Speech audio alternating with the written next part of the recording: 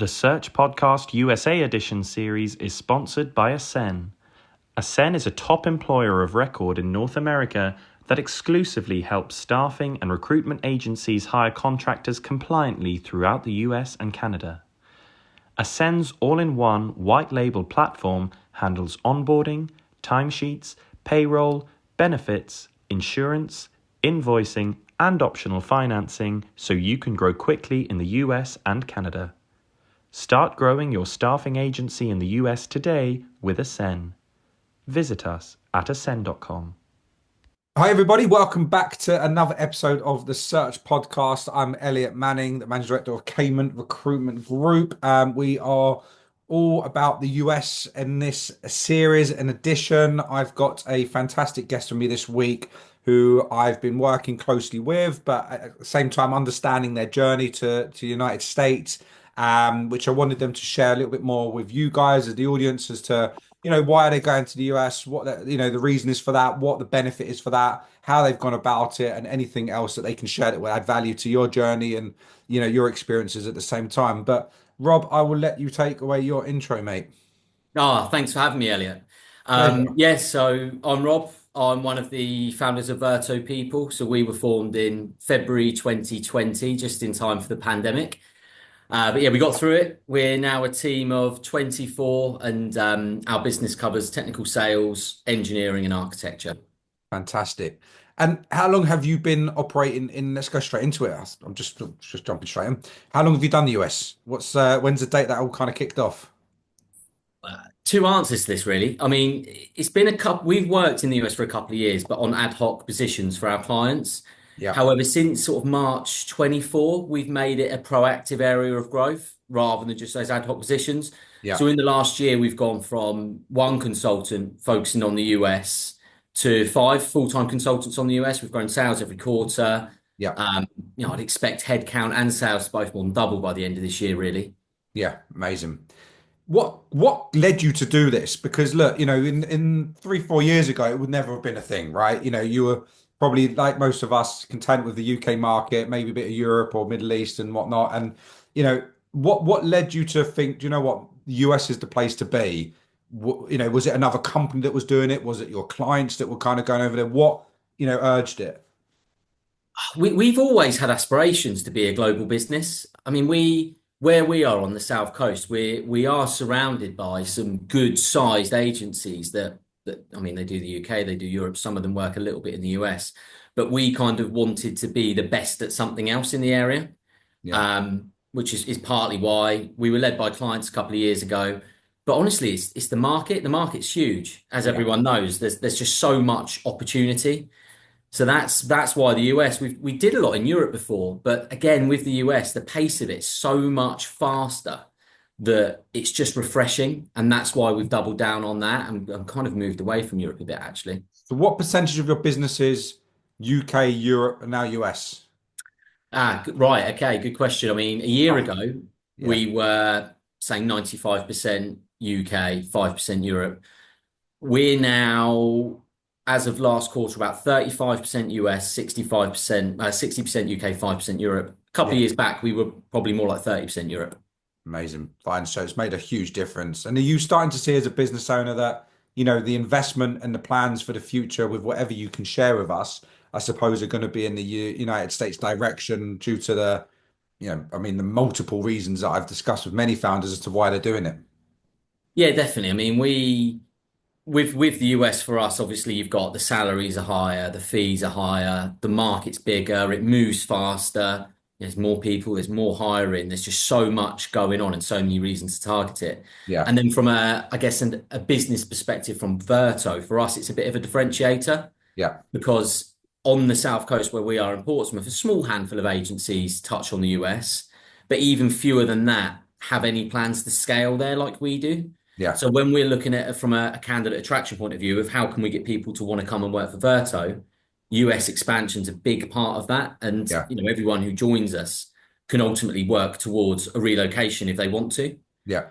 So I think that's one of the biggest things for us and where we're seeing a big win even locally, let alone what we're seeing happen with the US. Yeah. Where are you based in the UK for those that don't know?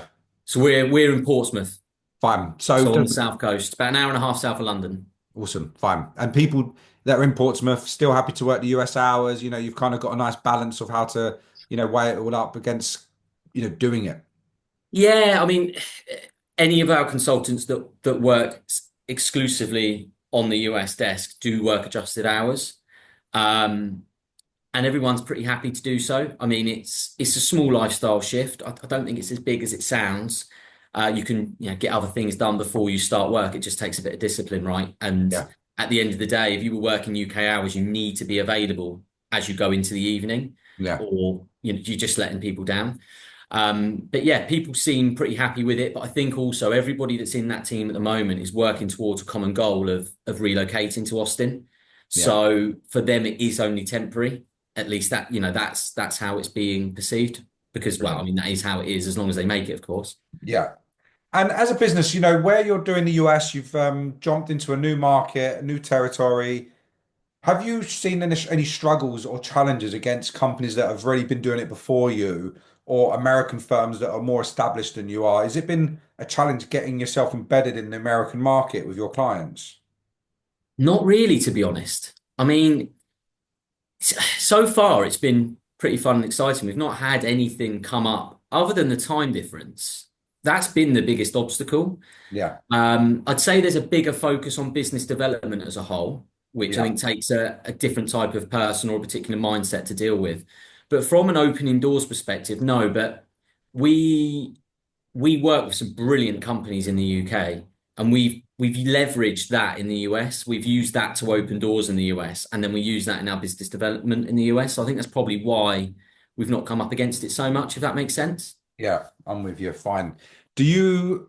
Are they more receptive like in the US? Like, I guess in terms of compared to doing business development in the UK or Europe, Americans have always been known to be a lot more receptive, a lot more relationship led.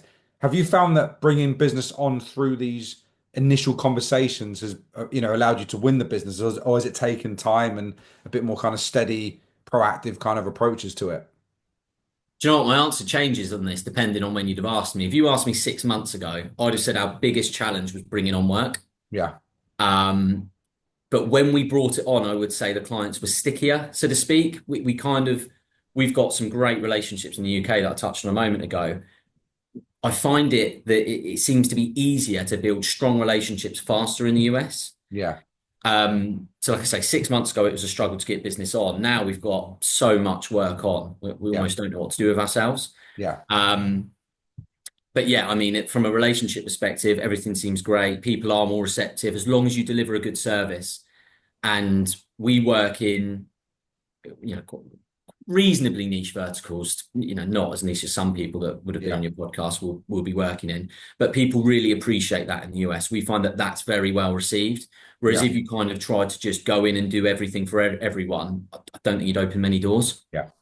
And you're going through the process now of getting yourself a physical setup sorted, and the long-term plan has been put into place. Why, first of all, why the physical setup? Why do you think that's necessary? Could you not just carried on doing it from the UK? And what's the plan? Like, what's the goal here? Yeah, of course. So yeah, I mean, in theory, you definitely could do it from the UK. I think we haven't spoken to a business yet that's relocated out there and billed less money. I know costs are higher, but even relative to that, we've not spoken to anybody yet that's gone out there and not made a success of it from a billings have gone up perspective. I mean, straight away, some of our guys start at 11 a.m. Well, in Texas for most of the year, that's 5 a.m. So it's just you're just losing hours. Yeah, So there's that time piece that you gain back. We'll be a lot closer to our customers. We'll be able to meet them so much easier. And we, like I said, we want to be an international business. That's half of it. It's because it's just something we want to do. But we're at a point now where we've formed the American company. So Verto People Inc. has been formed. We've got a lot of paperwork to fill out for visa applications. But we're currently working towards boots on the ground come January. yeah. Um, Pardon? Whereabouts are you setting this all up? Austin. Austin. Have you been there before? No, no, I haven't, which is a question I get asked a lot. Um, But you're not I've really, not it been doesn't to seem like Austin. it's bothered you. And, Obviously I knew that, and and those listening, it was interesting to know where it's going to be. But half the businesses I speak to now, honestly, Rob, they don't always go over there before they set it up. They're kind of going on the basis that everyone else has done their due diligence, and it seems to be the place to be. So yeah, what about from your perspective? I mean, I'm assuming you've probably got plans to get yourself over there at some point soon anyway and explore. Oh yeah, we'll be over in June. Yeah, So three of us are going over in June. We're going to be, day after day meeting a ton of clients. I'll be viewing offices, just seeing the lay of the land really. But we'll be over in June and then probably once more before January. yeah, So we'll be over twice. I mean, unless something goes terribly wrong, then Austin will remain our choice. Plenty of reasons, but also it's, you touched on where other agencies are, right? That means we've got people we can hire from ultimately. So that we're partly being led by where other people are. Um, Most of our Austin's probably our second busiest part of Texas. Houston's our busiest. yeah, It's 2 hours away. It's not too bad at all. yeah, So from that point of view, we thought Austin so far seems like a good place to be for our industry, for our team to live. And it's a stone throw away in the grand scheme of things from where the majority of our clients are. yeah. No, look, I totally agree with you. And that was my next question, which you've already answered is, why Texas? Because when I say, I never ask like, why Austin, because Texas as a whole is so close to get around. And I've done it myself. I've driven from Austin to Houston and Dallas, and it's not difficult. But mainly your I suppose attraction to the location is because your clients are situated in that geographical location in the US, so it makes sense for you to be obviously based around there. And Yeah. it's good to know that because some people go to the US and they don't actually know why they're going to certain places other than the luxury of the weather or the cost of it or what the hype of it. Yeah, of course. I mean, look, the cost of living in Texas versus other states is a plus. The weather's a great plus as well. Yeah, Would people be as keen to move to somewhere that wasn't hotter than Portsmouth? I'm not sure. yeah, That's definitely a bonus. But yeah, about, 80 to 90% of our work is in Texas, and it's yeah. pretty much all spread between Houston, Austin, Dallas. Awesome. And in terms of like your journey so far, so your entity's sorted out, you're getting some stuff through, then you're on the visa application. You're pretty much like I wouldn't say there, but you can you're nearly at a point where you can start operating over there with a full-fledged, US setup. You know, the process isn't as difficult as everyone maybe thinks or is worried that it might well be. Obviously, there's paperwork elements to it, but that's because you're setting up a business in another country and continent, but is it a complicated process from your experience thus so far? For other businesses that are thinking about doing it? Is it expensive? What elements are you seeing going through these journeys? Complicated and difficult, no. Tedious, yes. Yeah, Like you said, there's a lot of paperwork to do. I've got a mountain that I need to complete at the moment, or what I would see as a mountain anyway. I hate filling out anything. Anything more than a page is long yeah, for me. So yeah, tedious, not difficult.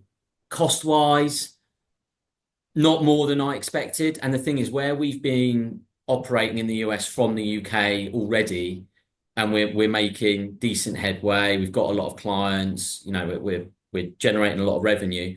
We're spending good money on the US market already. So from yeah, an investment piece, which is what you need for the E2 visa, yeah, we've actually found when we've backdated it, we're already there. We've already spent more than what we need to. yeah.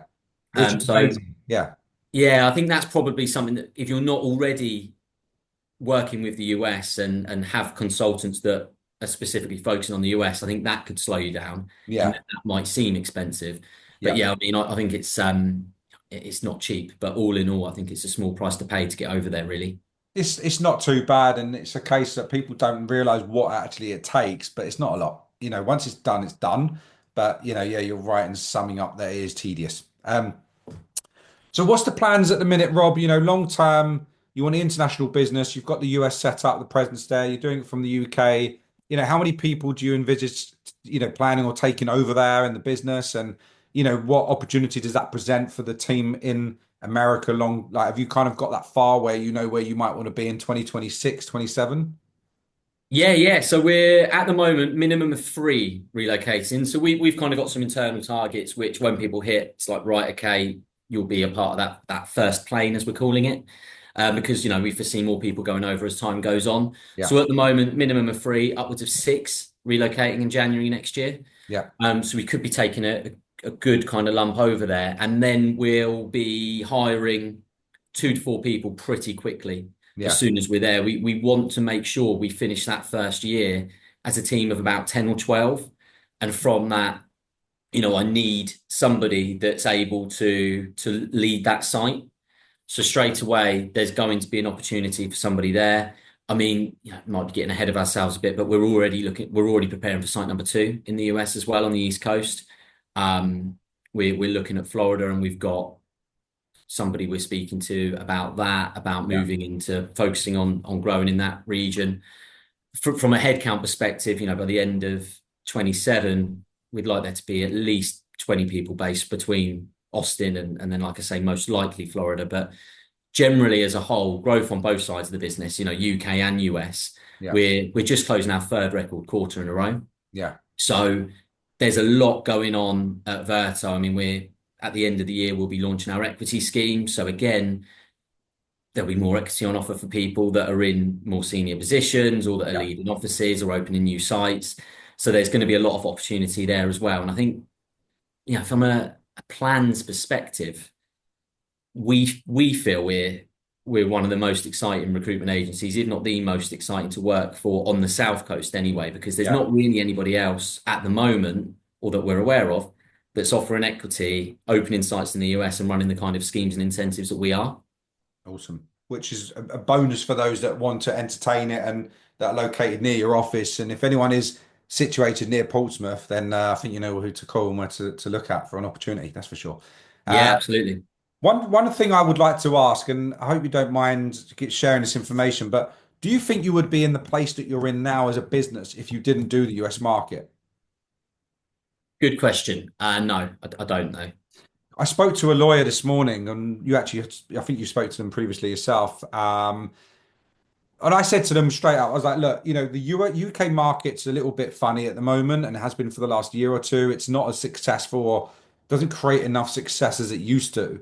And the talent opportunity or for business owners is not as good as it used to be to get good people in some cases.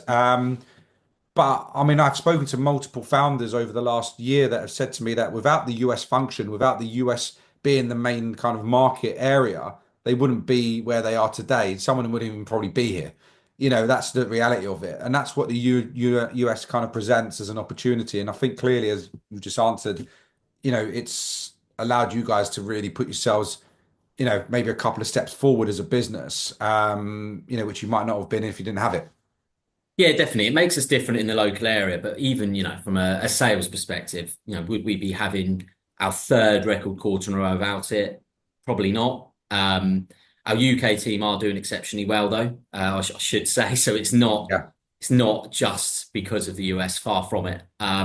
So I think we'd still be in a really strong position because we seem to be just in a great place across the business at the moment. Yeah. But yeah, it's helping elevate us, that's for sure. Oh, that's probably the best way to use it. It's an elevation that has allowed businesses to take those 2 steps forward that they couldn't get to without it. But ultimately, and I completely understand, it's the same with my business and my guys, so I should be saying the same thing. But, the UK and what we do is good business and it's solid business, but the US is a far, bigger, and they know this anyway because of the amount of the fees and the commissions that they can see coming through. It's a bigger place and a bigger opportunity because it presents itself with a lot more. Yeah, that's it. That's the truth of it. And I feel like if a lot of recruiters were willing to do the US hours and wanting to be embedded in that US market, they can. And it's not no one's stopping anyone in the industry from doing that. No, definitely. Yeah, like I said earlier, the biggest challenge for us has just been the hours, or that's the main obstacle. So yeah, plenty of opportunity. I think we find that we're typically up against less recruiters over there, but you're probably more up against internal talent teams. Yeah. If that makes sense. I mean, they're coming to you when they're struggling or they're swamped. Whereas in the UK, it's not uncommon, and it's not to say that you should work business where you call up and you're the 3rd or 5th agency. You definitely shouldn't, but it's not uncommon to make that call and hear that. Yeah. Well, the fact is that, and I can't remember the statistics, so I'm going to make an assumption here and guess because I can't remember. In the US, and I make this clear, is about 11 or don't remember if it's 11 or 14 UKs in the US, something like that, statistic wise, maybe more.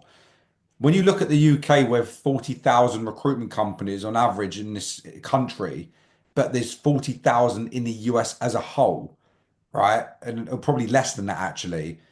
The UK is such a small place and there's so much competition. You're going to have those challenges, but in the US, there's too much opportunity in such a big place that it does present a lot more.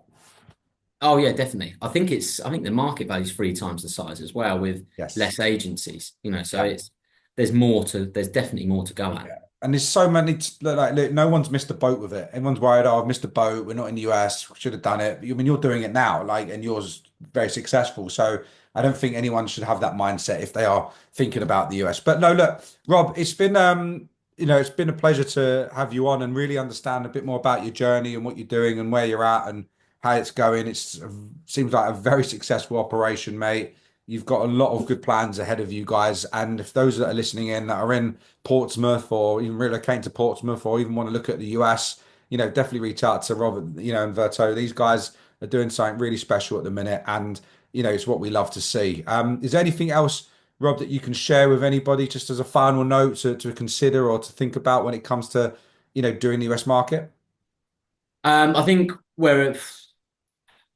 yeah, good question. I think where a lot of people fall short is they spend too long procrastinating or planning, and you kind of just need to get on with it a bit. Yeah, That's something we see. But yeah, I mean, to bring it back to Verto, for anyone that is looking to, if they're in the area and looking to make a move, or if they want to explore relocating to the US, then come and join us, because anyone joining us will have a plan to get them there if that's what they want. fantastic. Rob, legend, thank you so much for your time, mate. And yeah, love having you on, and I'm sure we'll speak very soon. Yeah, thanks for having me. Pleasure.